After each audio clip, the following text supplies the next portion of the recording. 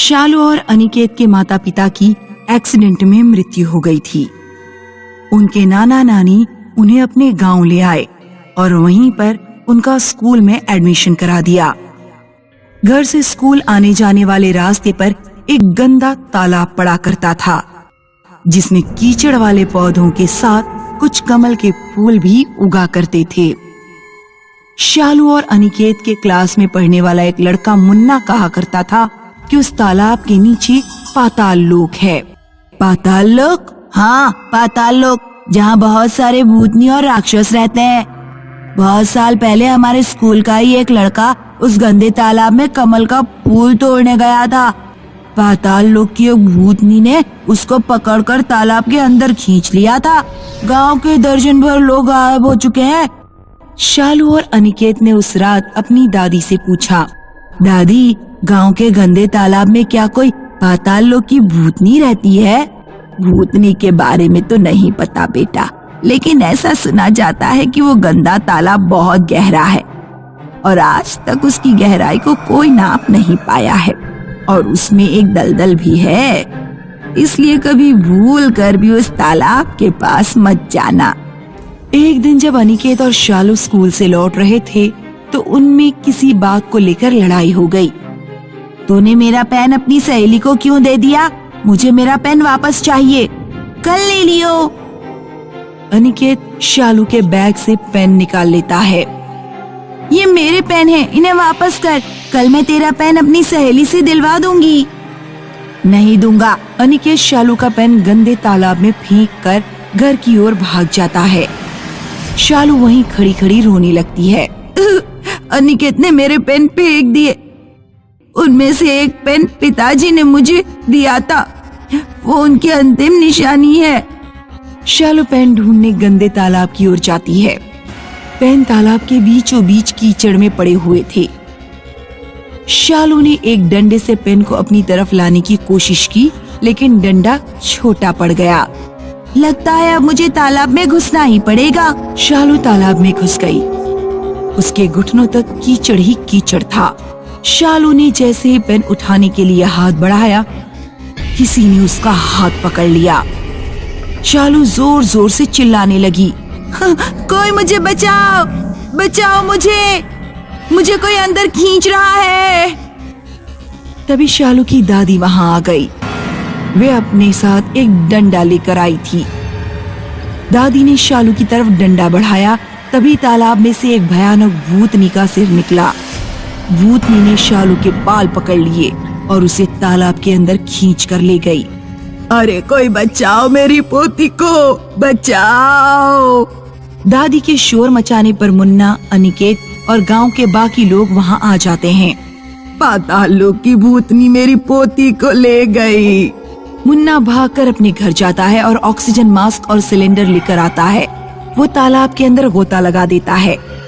मुन्ना देखता है कि भूतनी शालू को खींचते हुए गहराई में ले जा रही है। मुन्ना उसके पीछे पीछे जाता है। भूतनी पानी के अंदर एक दरवाजे पर आकर रुक जाती है। लगता है यही पाताल लोक का दरवाजा है। भूतनी शालू को दरवाजे के अंदर ले जाती है। मुन्ना भी दरवाजे में घुस जाता है। मुन्ना जब दरवाजे के अंदर घुसता है तो वो बिना ऑक्सीजन मास्क के भी सांस ले पा रहा था। भूतनी की निगाह मुन्ना पर पड़ जाती है। भूतनी मुन्ना की तरफ बढ़ती है। मुन्ना तुरंत तेजी से तैरकर तालाब के बाहर आ जाता है। वो गांव वालों को बताता है कि वो पाताल लोक देख कर आ रहा है। गांव के गायब हुए लोग शायद जिंदा हैं और वे पाताल लोक में बंद हैं।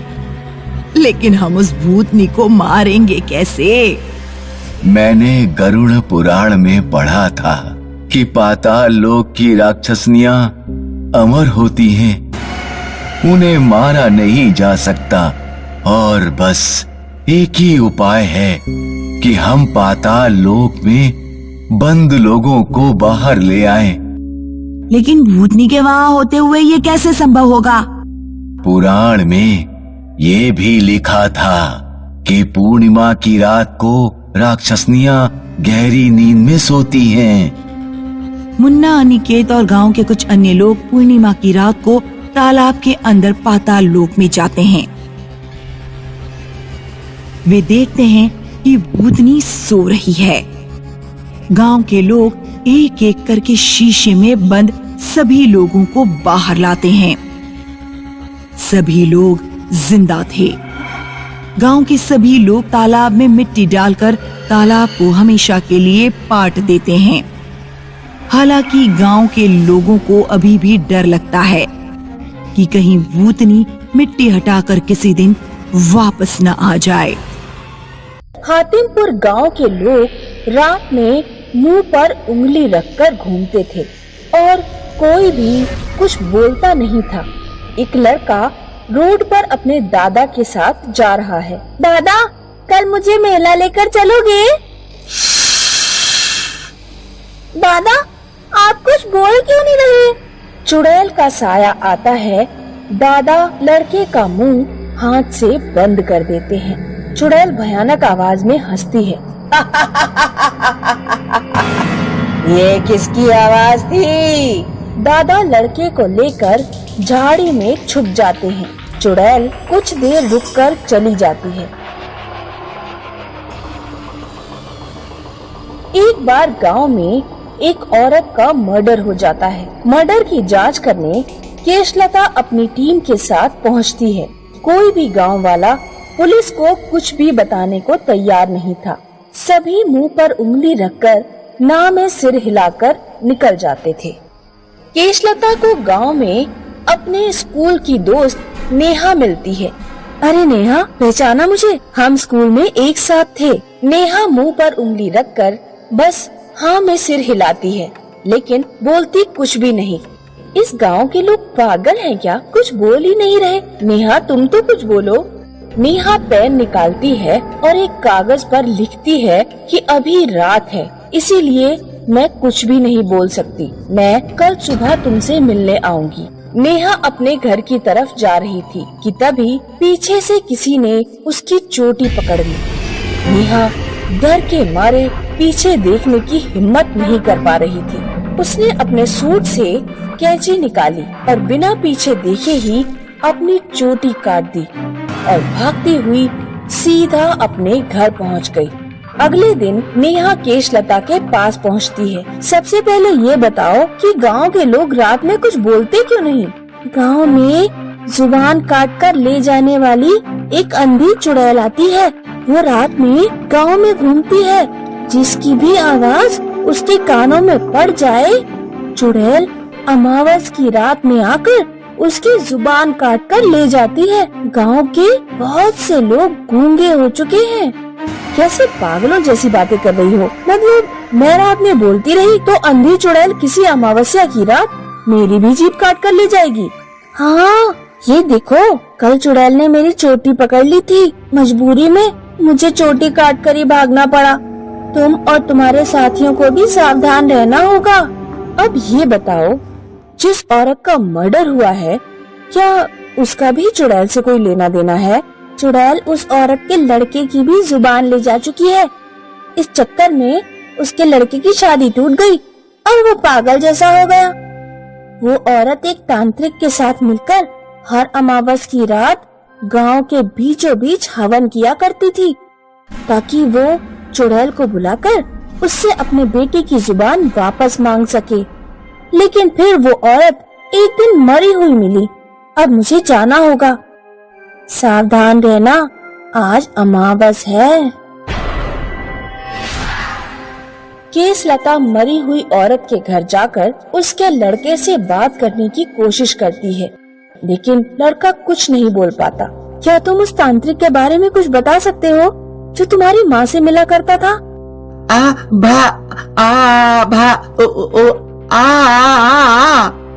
रात हो जाने पर केशलता उस जगह पर जांच करने पहुंचती है जहां औरत तांत्रिक के साथ मिलकर हवन किया करती थी। तभी अचानक केशलता को महसूस हुआ कि जुबान निकालने वाली चुड़ैल उसके पीछे खड़ी है। केशलता तुरंत रिवॉल्वर निकालकर पीछे पलटती है, लेकिन पीछे कोई नहीं था। तभी चुड़ैल के हाथ केशलता की गर्दन पकड़ लेते हैं। अपनी गर्दन को छुड़ाने के प्रयास में केसलता की रिवॉल्वर छूट जाती है। चुड़ैल केसलता की जीभ काटकर ले जाती है। अमावस्या की रात थी, इसीलिए पूरा गांव सुनसान पड़ा हुआ था। केसलता को मदद के लिए कोई नहीं दिख रहा था। वो दौड़ती हुई नेहा के घर पहुंची।